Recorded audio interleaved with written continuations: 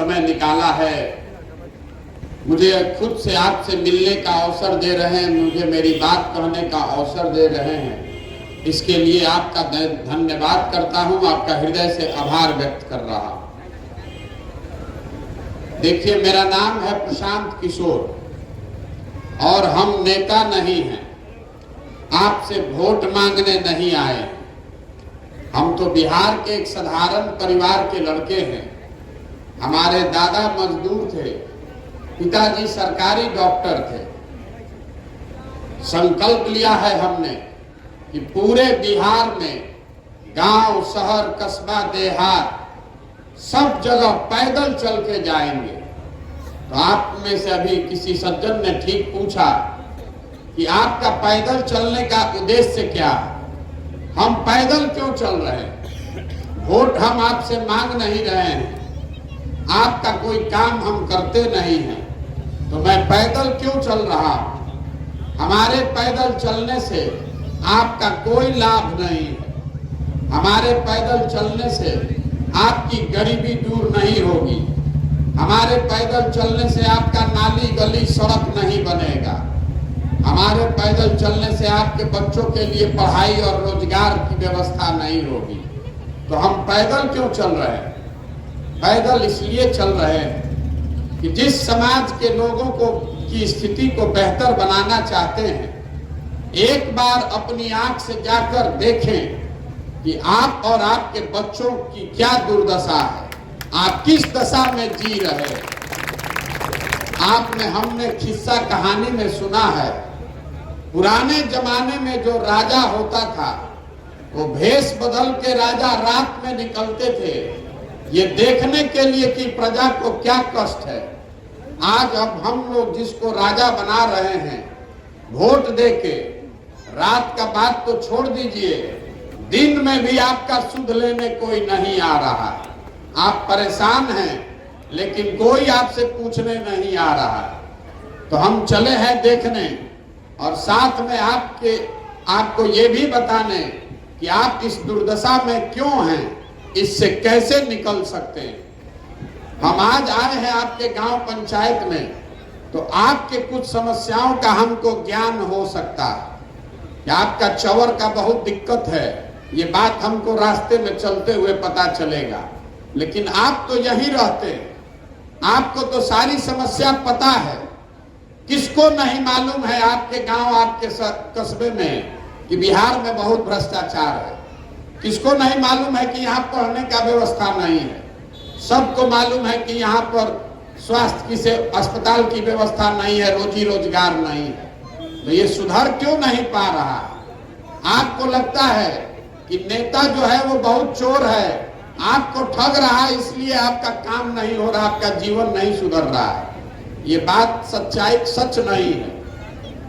अगर नेता के खराब होने से विकास नहीं होता तो भारत में दूसरे राज्यों में विकास कैसे हो रहा है? वहां पर भी तो नेता भ्रष्ट है, वहां पर भी यही व्यवस्था है। उन राज्यों में फैक्ट्री कैसे लग रही है, वहां बच्चों को रोजगार कैसे मिल रहा है? तो जब तक आपको रोग का कारण नहीं पता चलेगा, तब तक आपका रोग का इलाज नहीं हो सकता। तो आप पहले समझिए कि बिहार में इतनी गरीबी है क्यों। जब तक इस बात को नहीं समझिएगा, तब तक इसका इलाज नहीं हो सकता। देखिए, दुनिया भर के विद्वानों ने ये बताया कि 3 ही रास्ता है किसी भी व्यक्ति या समाज को गरीबी से निकालने का। 3 रास्ता है। पहला रास्ता है पढ़ाई। अगर आपके बाल बच्चे पढ़ जाएं तो पढ़ लिख के आप अपना जीवन सुधार सकते हैं। दूसरा रास्ता है जमीन। अगर आपके पास जमीन हो तो खेती किसानी करके भी आप अपना जीवन सुधार सकते हैं। और तीसरा रास्ता है पैसा, पूंजी। अगर आप पढ़े लिखे नहीं हैं, आपके पास जमीन नहीं है, लेकिन अगर आपके पास पैसा हो तो आप कोई दुकान दौरी, रोजी रोजगार करके अपना जीवन सुधार सकते हैं। इस 3 के अलावा कोई चौथा रास्ता नहीं है। आप बिहार को ध्यान से देखिएगा, अपने पंचायत को भी ध्यान से देखिएगा, तो आपको पता चलेगा कि यहाँ रहने वाले ज्यादातर लोग के पास ये तीन में एक को चीज नहीं है। आपके बच्चे जो यहाँ गरीब के बच्चे हैं जो पढ़ने जा रहे हैं, स्कूल में पढ़ाई हो ये नहीं रहा, स्कूल में पढ़ाई नहीं हो रहा है, वहाँ खिचड़ी बट रहा है। आप में से कुछ लोग हैं जो अपने बच्चों को प्राइवेट स्कूल में पढ़ा रहे हैं। तो मेरे भाई, प्राइवेट स्कूल में पढ़ाने से भी आपका भला नहीं होने वाला है, क्योंकि स्कूल भले आप प्राइवेट में पढ़ा दीजिए, कॉलेज तो सरकारी ही जाना पड़ेगा। तो यहाँ स्कूल में खिचड़ी बट रहा है, कॉलेज से डिग्री बट रहा है, पढ़ाई दोनों में कहीं नहीं हो रहा है। जब आपके बच्चे पढ़ेंगे ही नहीं तो मजदूर नहीं बनेंगे तो कलेक्टर बनेंगे। और ऐसा नहीं है कि बिहार में शिक्षा पर खर्च नहीं हो रहा है। इस गरीब बिहार में, इस आंकड़ा को याद रखिएगा, इस गरीब बिहार में हर साल आपका हमारा सरकार 40,000 करोड़ रुपया, 40,000 करोड़ रुपया बच्चों के पढ़ाई पर खर्च किया जा रहा है। और ऐसा दुर्दशा है कि 40,000 करोड़ रुपया खर्चा होने के बाद 40 को बच्चा भी पढ़ के नहीं निकल रहा है। तो पढ़ने की सुविधा यहाँ लोगों की नहीं है। तो आपको दूसरा रास्ता मैंने बताया, खेती। खेती करके आप अपना जीवन क्यों नहीं सुधार पा रहे हैं? वो इसलिए कि बिहार में रहने वाले 100 में 60 आदमी के पास एक धूर जमीनें नहीं है। यहाँ 75 साल में भूमि सुधार को लेकर कोई काम नहीं किया गया। नतीजा ये हुआ कि 100 में 60 आदमी के पास जमीन है ही नहीं। जो 40 आदमी के पास जमीन है उसमें 35 आदमी ऐसा है जो 2 बीघे से कम का मालिक है। तो जो बिहार में खेती हो रही है ये कमाने वाली खेती नहीं है, ये खाने वाली खेती है। आपके खेत में उतना ही उपजता है कि आपका और आपका बाल बच्चे का पेट भर जाए, उससे आमदनी का जुगाड़ नहीं है। तो आपके पास शिक्षा है नहीं, खेती से आमदनी का जरिया है नहीं। तीसरा रास्ता मैंने आपको बताया, पैसा। अगर पैसा होता तो कुछ नहीं करते, 5 को गाय भैंस रख लेते।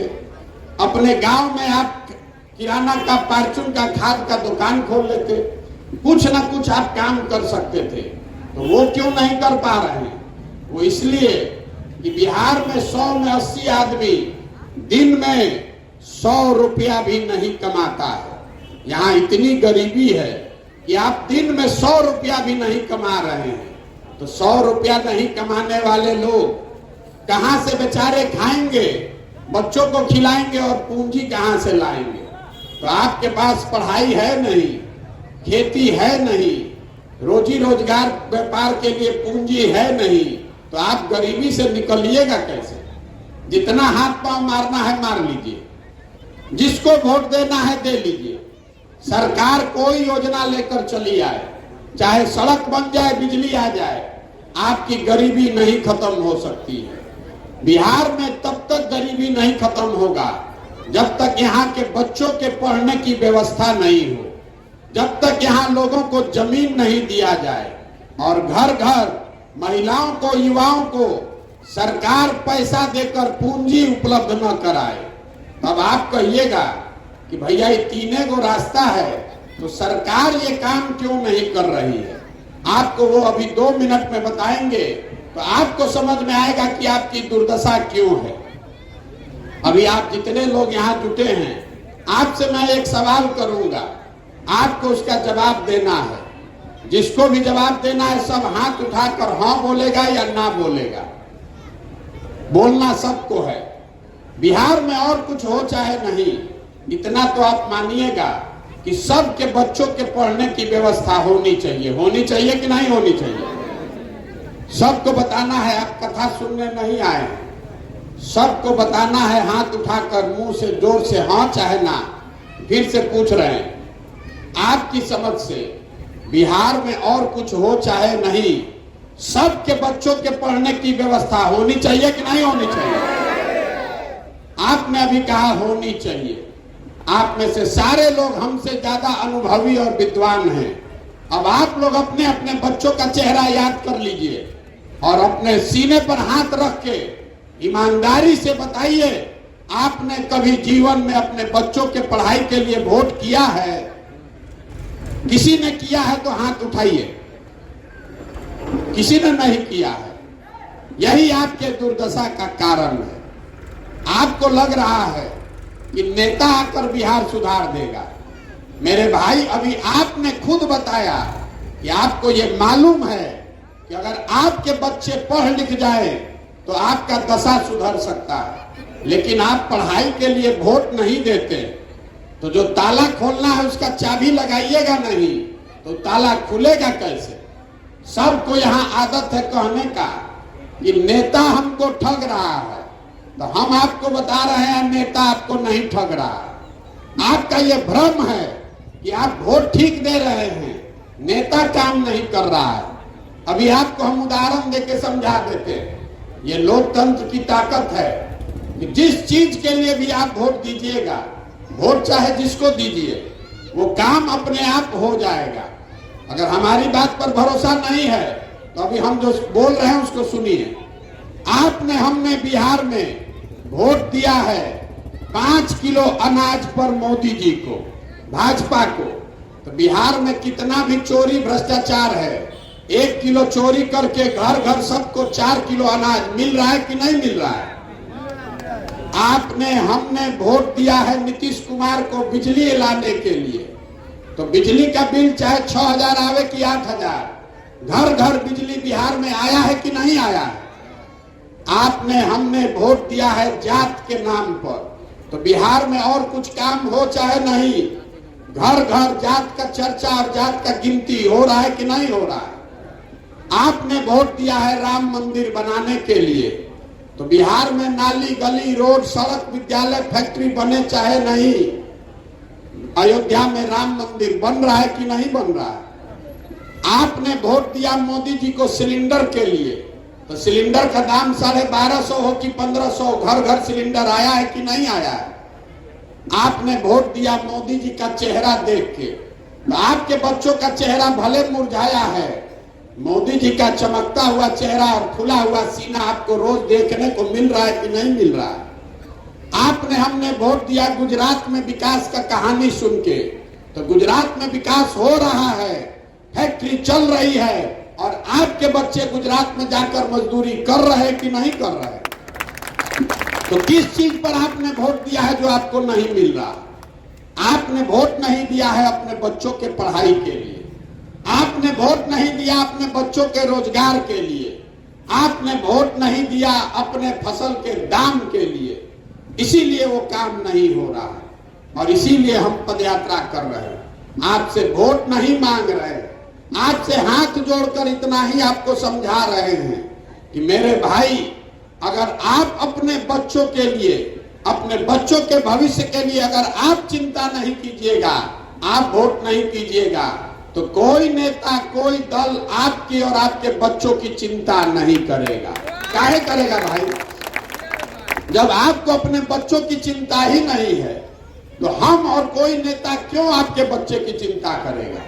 हम पैदल चल रहे हैं, 150 लड़के दौड़ते हैं, आधा से ज्यादा बच्चों के शरीर पर शुद्ध कपड़ा नहीं है, आपके छोटे छोटे बच्चों के पैर में हवाई चप्पल नहीं है, आपके बच्चे विद्यालय में जा रहे हैं तो पिलुआ वाला खिचड़ी खाकर घर आ रहा है, आपका बच्चा पढ़ लिख के 10,000 12,000 का मजदूरी कर रहा है, लेकिन आपको उसकी चिंता नहीं है।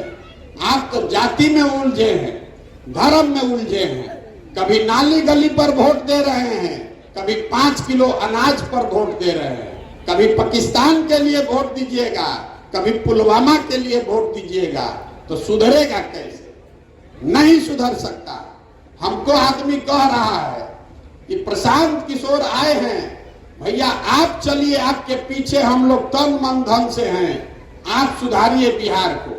तो हम आपको बता रहे हैं, जो नेता आता है वो यही कहता है कि हमको वोट दीजिए, हम आएंगे तो सुधार देंगे।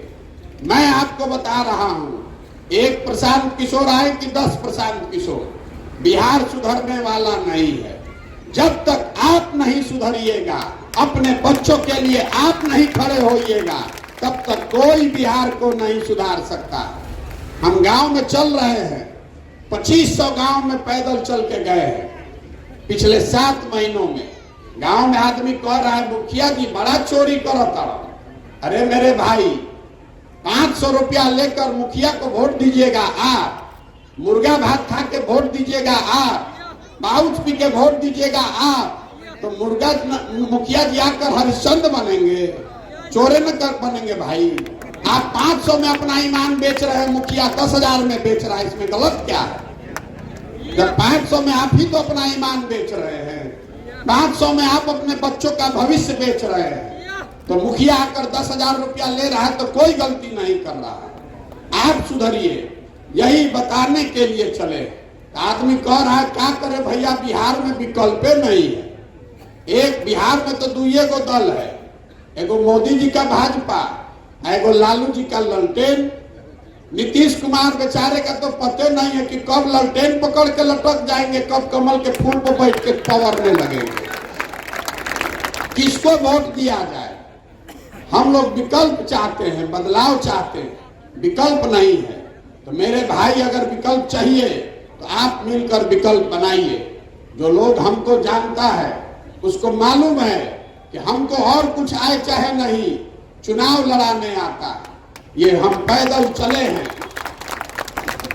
इस प्रयास में कि गांव, शहर, कस्बा, देहात से जैसे आप दही को मथ के मक्खन निकालते हैं, वैसे समाज को मथ कर ऐसे लोगों को निकालने चले हैं जो अपने और अपने बच्चों के लिए नई व्यवस्था बनाना चाहते हैं। आपके पास पैसा नहीं है तो कोई बात नहीं है, आप गरीब हैं कि अमीर हैं, अगड़ा है कि पिछड़ा है, आप हिंदू हैं कि मुसलमान हैं, महिला है, पुरुष है, हमको उससे कोई फर्क नहीं है।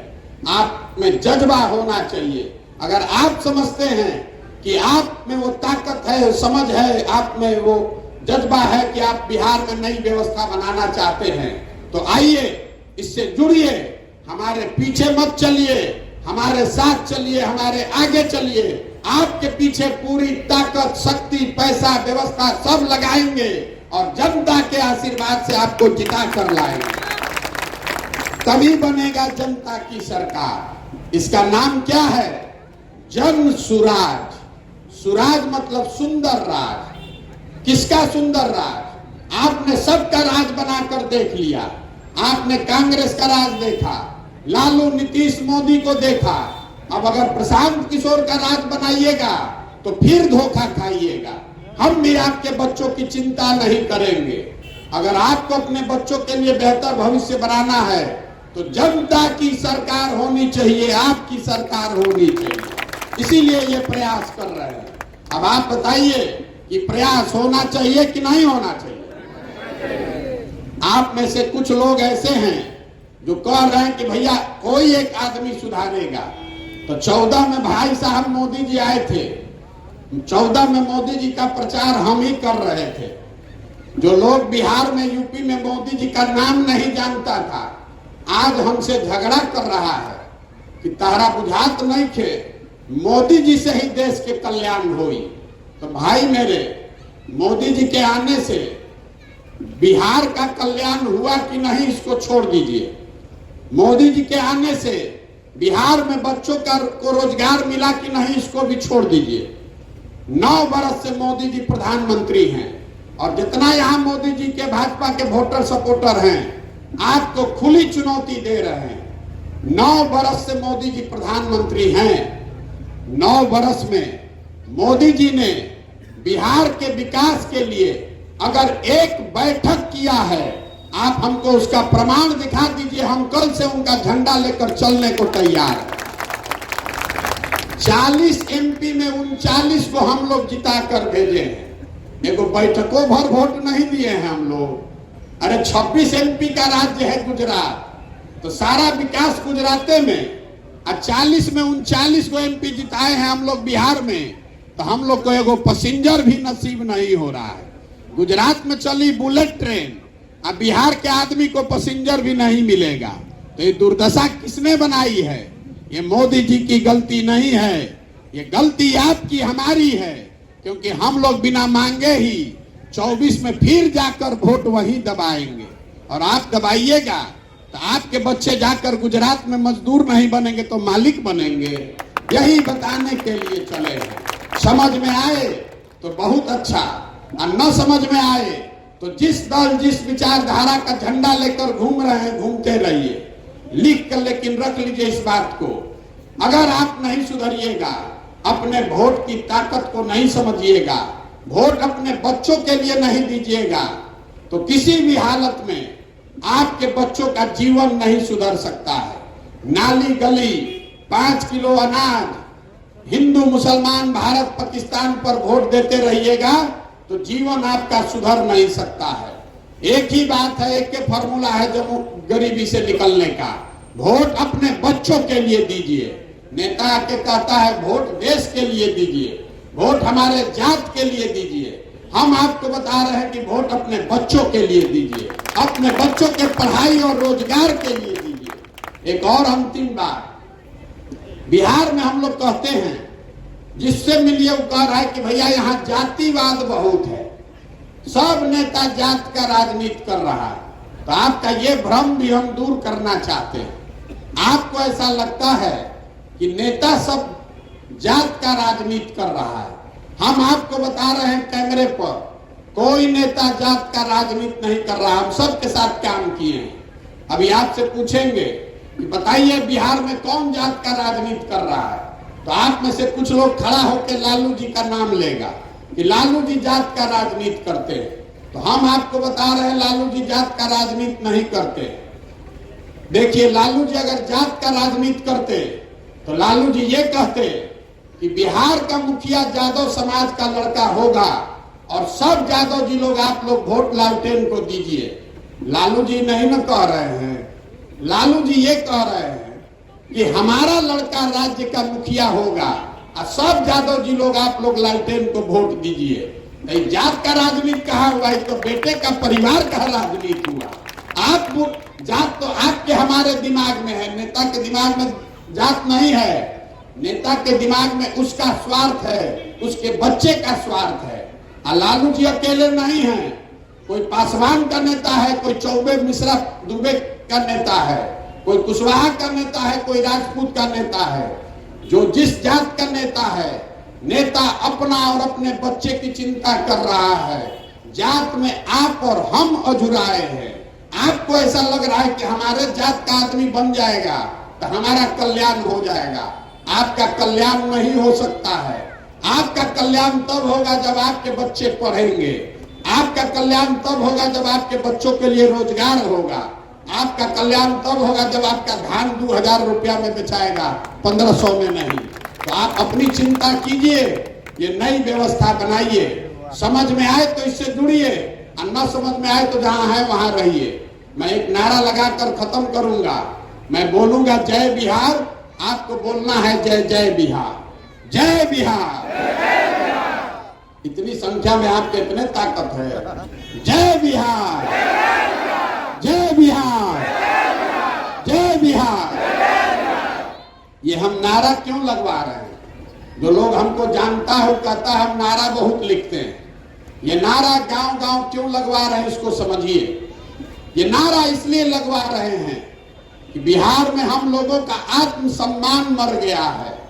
बिहार के बच्चे जब बिहार से बाहर जा रहे हैं पढ़ाई के लिए, रोजी रोजगार, मजदूरी के लिए, तो बिहार के बाहर के लोग कहते हैं बिहारी मतलब बुर्बक, बिहारी मतलब अनपढ़। ये शब्द बिहारी गाली बन गया है।